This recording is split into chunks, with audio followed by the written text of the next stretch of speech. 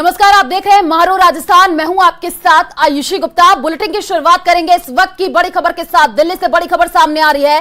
चांदनी चौक इलाके में भीषण आग लगी है। 12 घंटे बाद भी आग पर काबू नहीं पाया जा सका है। दमकल की 50 से ज्यादा गाड़ियां जो है वो आग बुझाने में जुटी हुई हैं। तो इस वक्त की सबसे बड़ी जानकारी आपको दे रहे हैं। आपको बता दें कि चांदनी चौक इलाके में भीषण आग लगने की घटना सामने आई है। तस्वीरें आपके टीवी स्क्रीन पर है। आप देख पा रहे हैं कि दमकल की गाड़ी जो है वो मौके पर पहुंची और कम से कम 50 से ज्यादा जो गाड़ियां हैं वो आग बुझाने में जुटी हुई हैं। दो तस्वीरें आपके टीवी स्क्रीन पर है। दिल्ली के चांदनी चौक की ये तस्वीर बताई जा रही है जहां पर भीषण आग लगने की घटना सामने आई है। 12 घंटे बाद भी अभी तक जो है आग पर काबू नहीं पाया जा सका है। तो इस वक्त की ये सबसे बड़ी जानकारी, किस कारण ये आग लगी है अभी ये स्पष्ट नहीं हो पाया है, लेकिन दो तस्वीरें हैं आपके टीवी स्क्रीन पर। दिल्ली से ये बड़ी जानकारी जहां पर चांदनी चौक इलाका है ये, और यहीं पर ये भीषण आग लगी है। पहली तस्वीर आप देख पा रहे हैं कि कैसे यहाँ पर दमकल की गाड़ी जो है 50 से ज्यादा दमकल की जो गाड़ियां हैं वो आग बुझाने का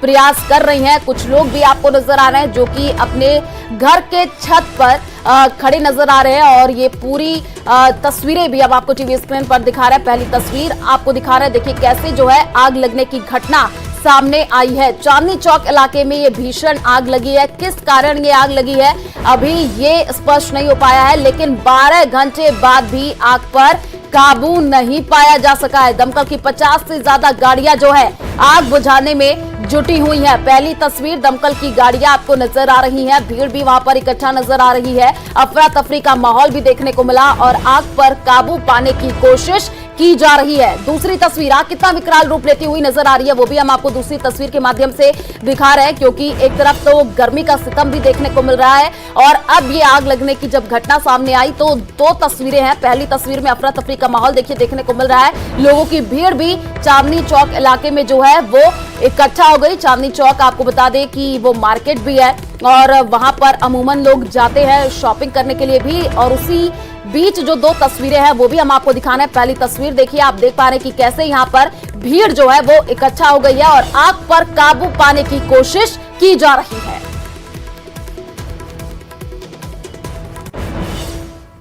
और जम्मू कश्मीर में आत्मघाती हमले का अलर्ट जारी है। सुंदरबनी, नौशेरा और राजौरी में हमले की आशंका जताई गई है। आतंकियों के निशाने पर सुरक्षा बल के शिविर है। अगले 30 घंटे में जम्मू कश्मीर में कई हमले हो सकते हैं, यह भी सूचना मिली है। सेना और पुलिस की तरफ से अलर्ट जारी कर दिया गया है। तो पिछले दिनों की अगर हम बात कर ले तो देखिए जम्मू कश्मीर के कई इलाकों से ऐसी खबरें आई जहां पर आतंकी हमला देखने को मिला है और ये भी अपडेट आई है कि सुंदरबनी, नौशेरा और राजौरी में हमले की आशंका है और आतंकियों के निशाने पर सुरक्षा बल के शिविर भी है। चप्पे चप्पे पर पुलिस बल तैनात नजर आ रही है। सुरक्षा और भी ज्यादा बढ़ा दिया गया है। अगले 30 घंटे में जम्मू कश्मीर में कई हमले हो सकते हैं, ये भी खबर आई है। सेना और पुलिस की तरफ से अलर्ट जारी कर दिया गया है और आपको बता दें कि जो पुलिस प्रशासन है वो पूरी तरीके से जो है चप्पे चप्पे पर तैनाती की जा रही है और साथ ही साथ ड्रोन से भी निगरानी रखी जा रही है, क्योंकि पिछले दिनों की अगर हम बात कर ले तो जम्मू कश्मीर से कई ऐसी घटना सामने आई जहां पर आतंकी हमला किया गया। जम्मू कश्मीर के रियासी से भी मामला सामने आया जहां पर बस पर आतंकियों ने हमला कर दिया और उसके बाद से जो है वहां पर सुरक्षा और भी ज्यादा बढ़ा दी गई है। सुंदरबनी, नौशेरा और राजौरी में हमले की आशंका जताई जा रही है। आतंकियों के निशाने पर सुरक्षा बल के शिविर भी है और अगले 30 घंटे में ये कहा जा रहा है कि जम्मू कश्मीर में कई हमले भी हो सकते हैं। उसको लेकर के सेना और पुलिस की तरफ से अलर्ट जारी किया गया है। पहली तस्वीर देखिए, जम्मू कश्मीर के उधमपुर से हम आपको दिखा रहे हैं जहां पर आप देख पा रहे हैं कि वाहनों की चेकिंग चल रही है। और जम्मू कश्मीर के डोडा से ये दूसरी तस्वीर है जहां पर जंगल में सर्च ऑपरेशन चलाया जा रहा है। तीसरी तस्वीर जम्मू कश्मीर के सांबा से है जहां पर नेशनल हाईवे पर पहरा दिया जा रहा है। एक एक गाड़ी की चेकिंग की जा रही है। सुरक्षा व्यवस्था वहां पर जो है वो देखने को मिल रही है और भी ज्यादा चप्पे चप्पे पर पुलिस की निगरानी देखने को मिल रही है। ड्रोन से भी निगरानी रखी जा रही है। तो आतंकियों के खिलाफ अब एक्शन भी शुरू कर दिया गया है। जम्मू कश्मीर में चप्पे चप्पे पर पहरा नजर आ रहा है। 3 तस्वीरें आप देख पा रहे हैं जहां पर पुलिस के जवान पूरी तरीके से मुस्तैद है।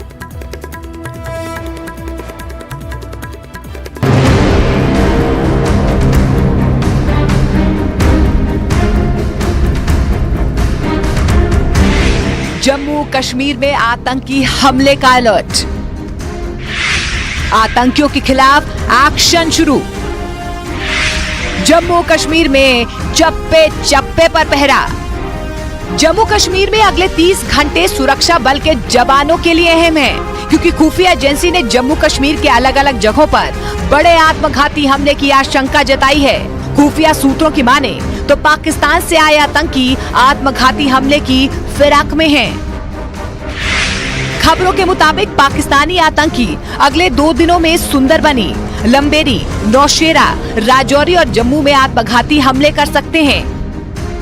इन आतंकियों के टारगेट पर सुरक्षा बलों के शिविर, चेक पोस्ट और सरकारी संस्थान हो सकते हैं। इस आतंकी हमले की आशंका के बाद पुलिस कंट्रोल रूम की तरफ से सेना, CRPF, BSF, Jammu Kashmir police के सभी अधिकारियों को अलर्ट कर दिया गया, ताकि आतंकियों के नापाक मंसूबों को अंजाम देने से रोका जा सके। इस आत्मघाती हमले के अलर्ट के बाद सुरक्षा बल के जवान और जम्मू कश्मीर पुलिस एक्शन में आ गई। जम्मू कश्मीर के सेंसिटिव इलाकों में पहरेदारी तेज हो गई। जगह जगह सर्च ऑपरेशन चलाए जाने लगे। इस बीच कठुआ में 2 आतंकियों के आने की खबर पर पुलिस और सेना चौकन्नी हो गई। यही नहीं, जम्मू कश्मीर के डीजीपी ने आतंकियों को खुला चैलेंज दे दिया कि आतंक फैलाने वालों का जड़ से खात्मा कर दिया जाएगा और आतंकियों के मददगारों को पछताना पड़ेगा। उन लोगों को हम खबरदार कर रहे हैं कि वो तो मरेंगे, उनका कोई आगे पीछे नहीं है। उनके बाल बच्चों को छोड़ के वो है भी कि नहीं हमें पता नहीं है। जलों से उठा के ला रहे हैं, किसको ला रहे हैं। यहाँ के लोग जो उनको सपोर्ट करने के लिए बीच बीच में कोशिश कर रहे हैं, वो बहुत ज़्यादा पछताएंगे, क्योंकि उनके घर वाले, उनका स्टेक यहाँ पे, उनकी ज़मीन है, उनकी जायदाद है, उनकी नौकरी है, उनके बगीचे हैं, तो वो इसमें देश के विरुद्ध अगर कोई इस तरीके से काम करेगा, बहुत ज़्यादा नुकसान उठाएगा। आतंकी हमले के अलर्ट के बाद से ही जम्मू कश्मीर के अलग अलग इलाकों में सर्च ऑपरेशन तेज हो गया। आतंकियों के खिलाफ सर्च ऑपरेशन की तस्वीरें जम्मू कश्मीर के उधमपुर से भी आईं। वहां नेशनल हाईवे पर एक एक गाड़ी को तलाशा गया। किसी के भी संदिग्ध होने पर उससे कड़ी पूछताछ की गई। आतंकी हमले के अलर्ट के बाद से सुरक्षा बल फुल एक्शन में है। सांबा में भी जम्मू पठानकोट हाईवे पर पहरा सख्त दिखा। यही नहीं, जम्मू कश्मीर के डोडा से आई ये तस्वीरें देखिए। घने जंगलों में सुरक्षा बलों के जवान तलाशी अभियान करते दिखे। ये वही इलाका है जहां आतंकियों से मुठभेड़ के दौरान जम्मू कश्मीर पुलिस का एक कांस्टेबल घायल हुआ था। अभी की जो सिचुएशन है वो ये है कि ऑलमोस्ट जहां पे जो इंसिडेंट हुआ था उसके काफी दूर दूर तक हमने सर्च किया हुआ है और आगे भी सर्च कर रहे हैं। मैं आपके माध्यम से जरूर ये बताना चाहूंगा कि यहाँ की जितनी भी आवाम है उनका बहुत अच्छा साथ जो सिक्योरिटी फोर्सेस है उनको मिल रहा है। हमारे पास खबर भी आ रही है और उनकी जो मूवमेंट है, उनके मूवमेंट का हर घंटे में हमें पता भी लग रहा है। उधर रियासी आतंकी हमले के मामले में भी जम्मू कश्मीर पुलिस एक्शन में है। 50 संदिग्धों को हिरासत में लेकर पूछताछ की जा रही है। बीते 9 जून को रियासी में श्रद्धालुओं से भरी बस पर आतंकियों ने हमला कर दिया था, जिसमें 9 श्रद्धालुओं की मौत हुई थी। जम्मू कश्मीर में पिछले 4 दिनों में 4 बड़े हमले से दहशत फैल गई है। इसीलिए इटली जाने से पहले प्रधानमंत्री नरेंद्र मोदी ने आतंकी घटनाओं को लेकर हाई लेवल बैठक की, क्योंकि रियासी, कठुआ, डोडा में आतंकी हमलों में 10 लोगों की जान चली गई और सेना का एक जवान शहीद हो गया। यही वजह रही कि प्रधानमंत्री नरेंद्र मोदी एनएसए अजीत डोभाल समेत सुरक्षा एजेंसियों के कई बड़े अधिकारियों के साथ बैठक की और आतंकियों के खिलाफ कड़ी कार्रवाई का निर्देश दिया।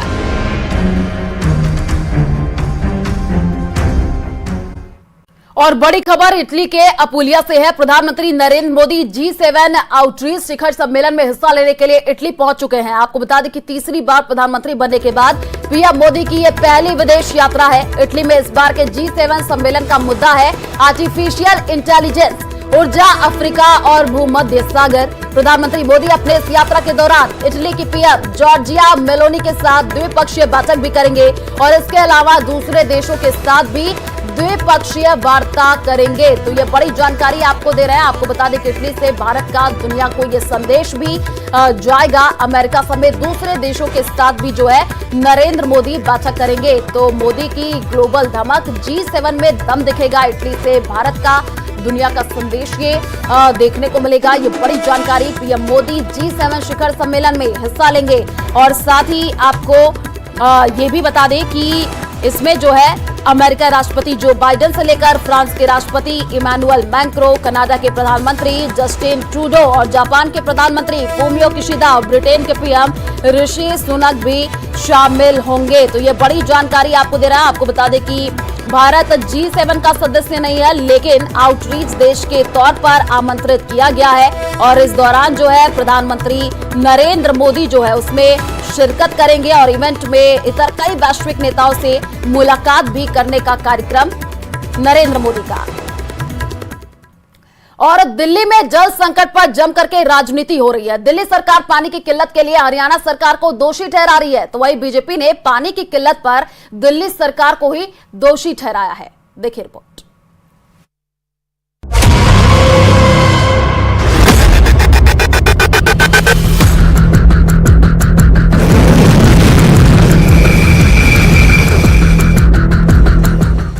एक तरफ दिल्ली में पानी को लेकर हाहाकार मचा है, तो दूसरी तरफ पानी पर मची मारामारी पर सियासत कम नहीं हो रही है।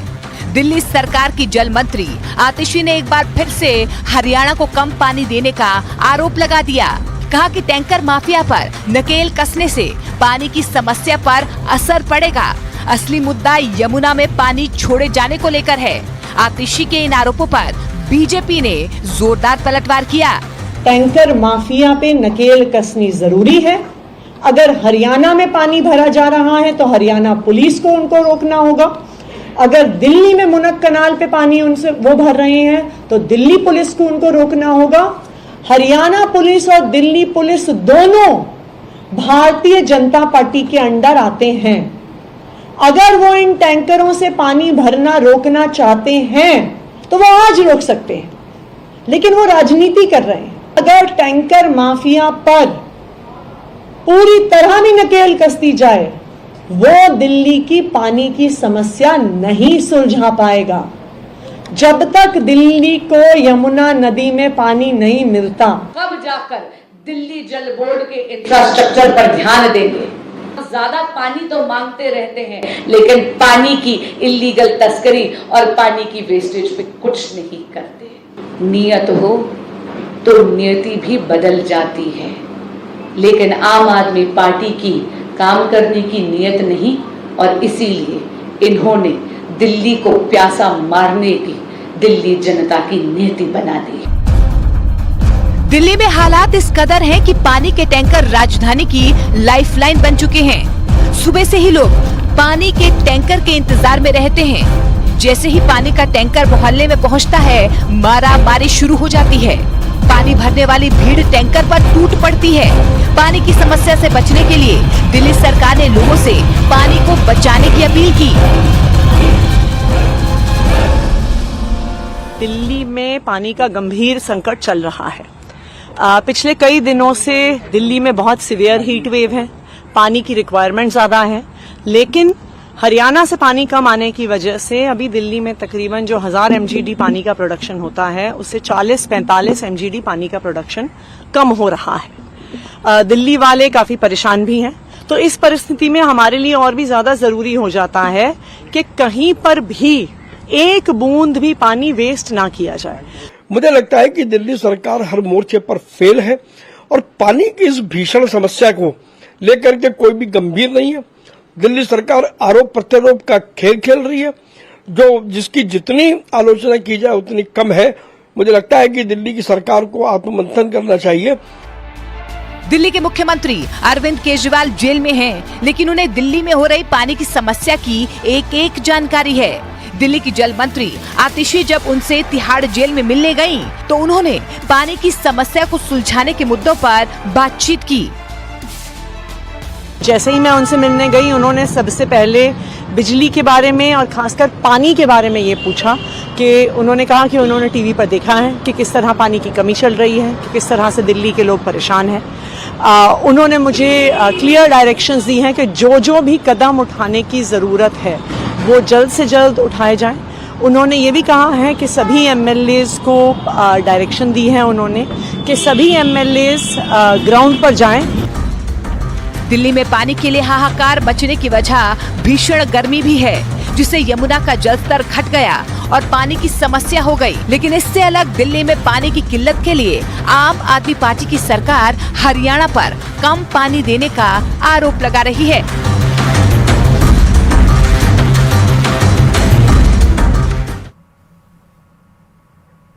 और देखिए, दिल्ली में जल संकट से कोहराम मचा हुआ है। तस्वीरें हम आपको टीवी स्क्रीन पर दिखा रहे हैं। पानी लूटने के लिए टैंकरों पर प्यासी जनता चढ़ती हुई नजर आई। ये तस्वीर देखिए, टैंकर लेकर के लोग जो है छोटे छोटे वो पानी भरने के लिए पहुंचे। यहाँ पर जैसे ही पानी से भर करके टैंकर पहुंचा तो लोगों में अफरा तफरी का माहौल भी देखने को मिला और पानी की टंकी पर ही कुछ लोग चढ़ते हुए नजर आए। तो दिल्ली में जो है जल संकट लगातार बढ़ता जा रहा है। एक तरफ तो गर्मी है, दूसरी तरफ पानी की किल्लत दिल्ली में देखने को मिल रही है और पानी लूटने के लिए टैंकरों पर जो है प्यासी जनता चढ़ती हुई भी दिखी है। आपको बता दें कि इस बीच दिल्ली में पानी के संकट को देखते हुए पुलिस एक्शन में आ गई है। दिल्ली पुलिस के जवान अब पानी के टैंकरों की हिफाजत करेंगे और फैसला ये हुआ कि पानी के टैंकरों पर नजर रखने के लिए अब हर शिफ्ट में दिल्ली पुलिस के 56 जवान तैनात किए गए हैं। और इस बीच दिल्ली में मुनक नहर पर भी पानी पर पहरेदारी तेज हो गई है। दिल्ली पुलिस ने मुनक नहर के पास से एक टैंकर को जब्त भी किया है। तो देखिए, तस्वीरें भी हम आपको टीवी स्क्रीन पर दिखा रहे हैं। पहली तस्वीर कैसे पानी की किल्लत से लोग परेशान होते हुए दिख रहे हैं। दूसरी जो तस्वीर है वो अब पुलिस के जो जवान है वो टैंकर की हिफाजत करेंगे, क्योंकि जैसे ही टैंकर पहुंचता है पानी का तो अफरा तफरी का माहौल देखने को मिलता है और कुछ लोग तो पानी के टैंकर पर ही चढ़ जाते हैं। धक्का मुक्की भी कई बार हो जाती है और इसी को देखते हुए अब दिल्ली पुलिस के जो जवान है वो टैंकर के पास ही जो है वो तैनात रहेंगे ताकि इस तरीके की कोई घटना देखने को ना मिले। तो दिल्ली में पानी के संकट को देखते हुए जो पुलिस है वो एक्शन में आ गई है और फैसला ये हुआ है कि पानी के टैंकरों पर नजर रखने के लिए अब हर शिफ्ट में दिल्ली पुलिस के 56 जवान जो है वो तैनात किए गए हैं। और इसी बीच दिल्ली में मुनक नहर पर भी पानी पर पहरेदारी जो है वो तेज हो गई है।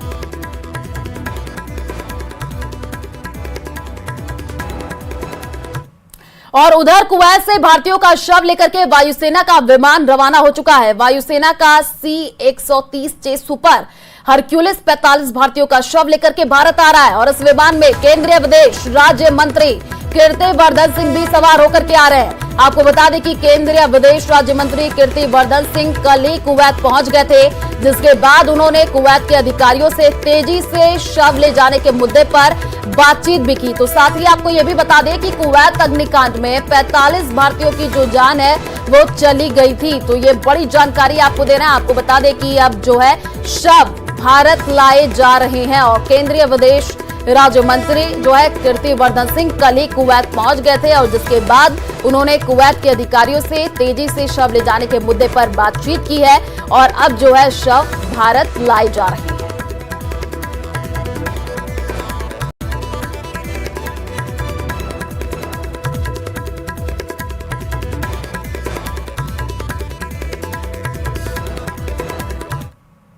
और चलिए रुक करते हैं टॉप 10 खबरों की ओर।